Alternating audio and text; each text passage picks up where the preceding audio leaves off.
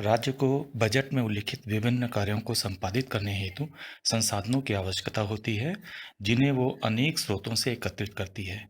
वित्तीय वर्ष 2020-21 में उत्तराखंड सरकार की कुल प्राप्तियों में सर्वाधिक अंश केंद्र सरकार से प्राप्त सहायता अनुदान के रूप में है, जो ये बताता है कि राज्य अपनी लगभग एक तिहाई राजस्व आवश्यकताओं हेतु केंद्रों पर निर्भर करता है। जबकि राज्य के स्वयं कर राजस्व का योगदान दूसरे स्थान पर 26.02% है तथा केंद्रीय करों में राज्यों का हिस्सा 16.37% है। राज्य को अपने दायित्वों को पूरा करने हेतु लोक ऋणों का सहारा लेना पड़ता है, जो इस वित्तीय वर्ष में कुल प्राप्तियों का 18.81% है। इसके अतिरिक्त राज्य की प्राप्तियों में करेत्तर राजस्व 6.69%, लोक लेखा शुद्ध 0.87% तथा ऋणों व अग्रिमों की वसूली का प्रतिशत 0.7% है।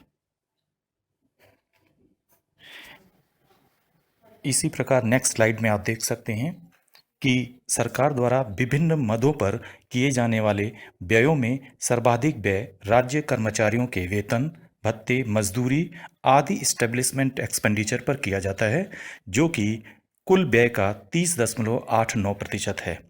दूसरे स्थान पर राज्य कर्मचारियों के पेंशन व अनुतोषित पर किए जाने वाला व्यय 13.6% है। इन दोनों मदों को यदि सम्मिलित कर लिया जाए तो यह कुल व्यय का 44.49% हो जाता है। इसके अतिरिक्त ब्याज अथवा लाभांश के रूप में किए जाने वाले व्यय का प्रतिशत 11.01% है। इसी प्रकार सहायक अनुदान अथवा अंशदान व राज्य सहायता पर राज्य सरकार के द्वारा किए जाने वाले व्यय का प्रतिशत 7.19 है।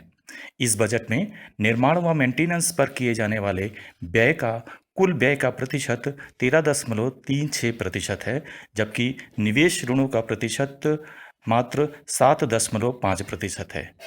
इसके अतिरिक्त सभी मदों पर राज्य सरकारों द्वारा किए जाने वाला व्यय कुल व्यय का 16.47% है।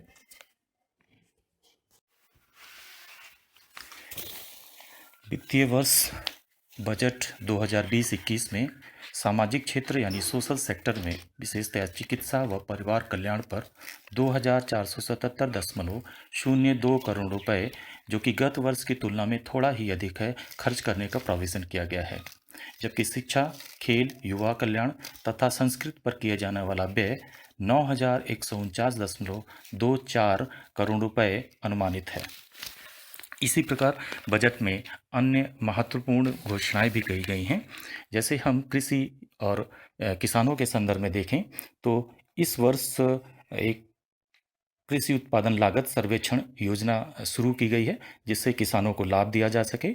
इसके अंतर्गत मड़ुआ, सांवा, उड़द, गहत, मसूर आदि उपजों का सर्वेक्षण किया जाएगा। मुख्यमंत्री कृषि विकास योजना के लिए 18 करोड़ रुपए का प्रोविज़न किया गया है। किसानों को बकाया गन्ना मूल्य भुगतान के लिए 240 करोड़ रुपए राशि प्रस्तावित की गई है। दीनदयाल उपाध्याय सहकारिता किसान कल्याण योजना के लिए 27 करोड़ रुपए आवंटित किए गए हैं। राज्य में चूंकि पलायन एक महत्वपूर्ण समस्या है और सरकार ने इस पर ध्यान देते हुए मुख्यमंत्री पलायन रोकथाम योजना के तहत पलायन प्रकोष्ठ का गठन किया है और इसके लिए 18 करोड़ रुपए का प्रोविज़न किया गया है। साथ ही जो पलायन प्रभावित ब्लॉक हैं, वहां स्वरोजगार मुहैया कराने के लिए मुख्यमंत्री स्वरोजगार योजना के तहत 15 करोड़ रुपए आवंटित किए गए हैं। इसी प्रकार जो सीमांत क्षेत्र, राज्य के जो सीमांत क्षेत्र हैं, वहां पर मुख्यमंत्री सीमांत क्षेत्र विकास योजना के तहत 20 करोड़ रुपए का आवंटन किया गया है। युवाओं को विभिन्न क्षेत्रों में हुनर या ट्रेनिंग देने के लिए मुख्यमंत्री शिक्षुता योजना भी शुरू की जा रही है। आगामी वर्षों में कुंभ मेले का आयोजन किया जाना है और इसके लिए इस बजट में 1265 करोड़ रुपए की राशि प्रस्तावित की गई है।